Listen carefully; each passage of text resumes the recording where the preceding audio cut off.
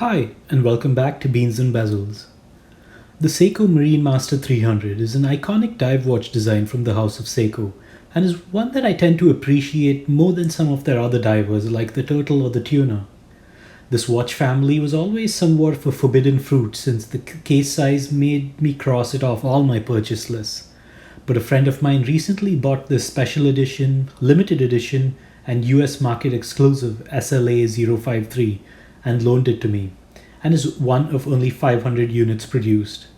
The exclusivity means nothing to me at this point and doesn't mean much to Seiko and Grand Seiko either, so let's just focus on the watch for now.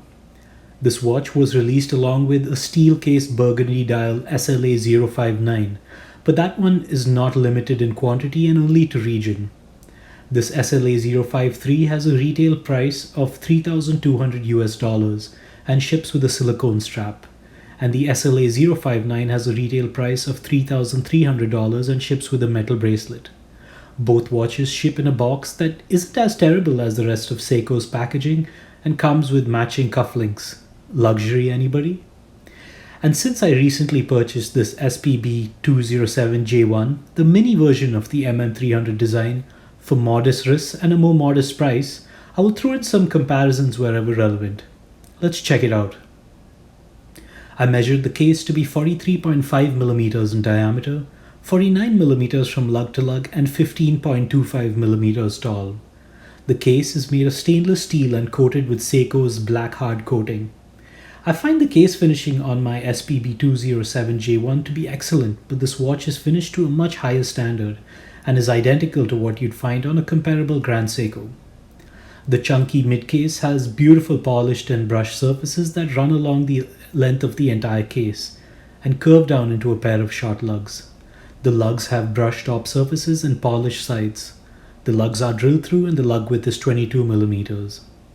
The bezel section makes up for a significant fraction of the entire case height at around 4.75 millimeters. The bezel is easy to grip and operate, and the bezel action is rubbery like other Seiko and Grand Seiko divers. I don't love it, but I think it's become somewhat of a definitive Seiko design element. There isn't much wiggle or backplay, and it seems to line up well. The bezel has a ceramic insert instead of the hardened steel material they use on their other watches. I prefer the ceramic, and I think it looks a lot nicer and doesn't stain weirdly like the other one does.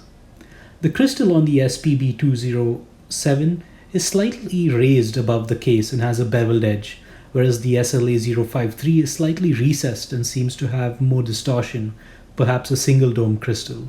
I love this effect, and together with the deep dial, I think it looks incredible. There is a 6.25mm crown at the 4 o'clock position that is easy to grip and operate.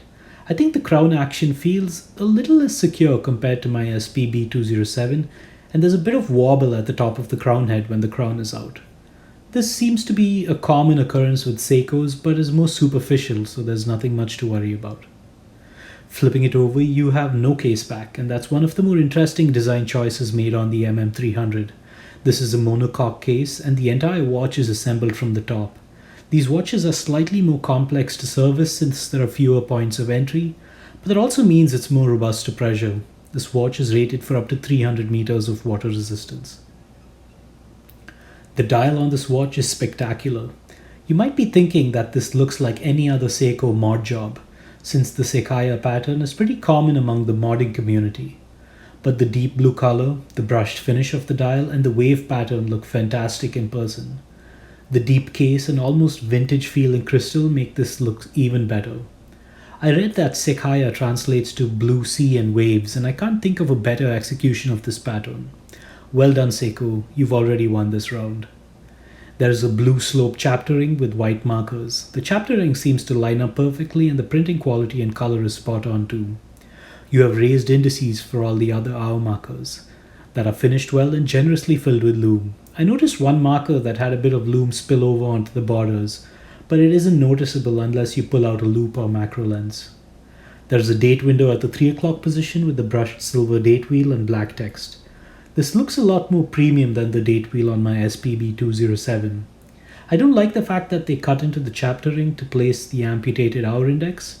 I understand that this watch needs to meet the new ISO requirements, but I think there are better ways to do this, with some more design thinking. The brand's name is printed below the 12 o'clock index and some text above the 6 o'clock index.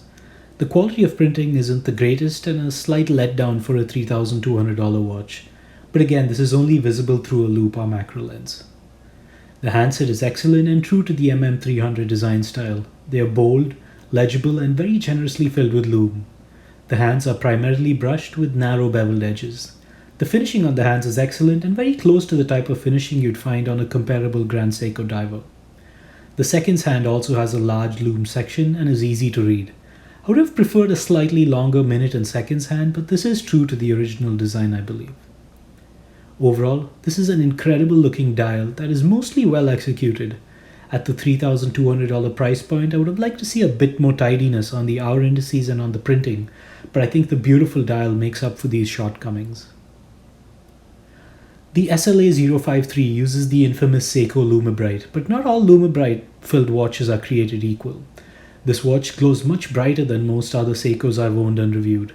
I also like that they decided to add lume to a few more bezel elements compared to just the triangle on most of their divers. The hands and indices glow very bright and hold their charge well. I think the lume on this watch is one of the best I've seen from Seiko or Grand Seiko. I compared it against my SPB207 and this watch is clearly the better of the two.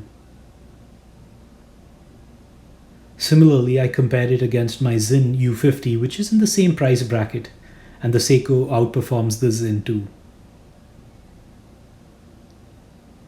This watch uses Seiko's 8L35 movement, which unlike the rest of Seiko's boring entry-level movements, is surprisingly well spec'd and well finished too. This is a 28.8 thousand beats per hour movement with a 50-hour power reserve and an accuracy rating of between -10 seconds per day and +25 seconds per day.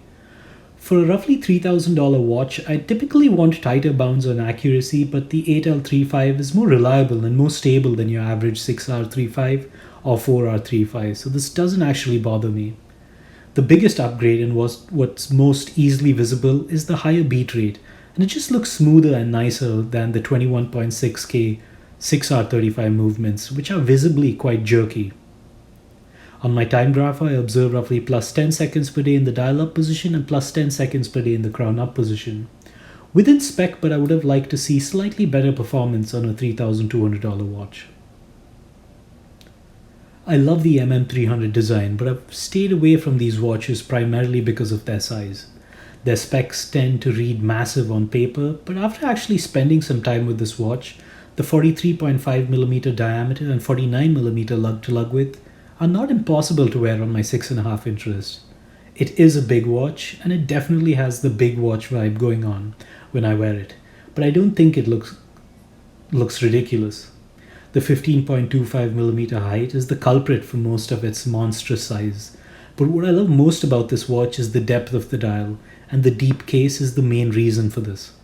Folks with smaller wrists that want a similar design style but in a smaller and more compact package will enjoy the SPB207, which definitely wears a lot nicer on my wrist. I'm not a big fan of the silicone straps that Seiko uses on their watches because they all feel a bit too long. But the quality is good and this one works well on this watch. To wrap this up, I love this watch, and actually getting to spend some time with the MM300 case has made me move this watch from my cannot buy list to my maybe list. It's big, it's mean, but it's awesome. And Seiko did a great job of doing something special for this series with the Seigaiha dial and black case.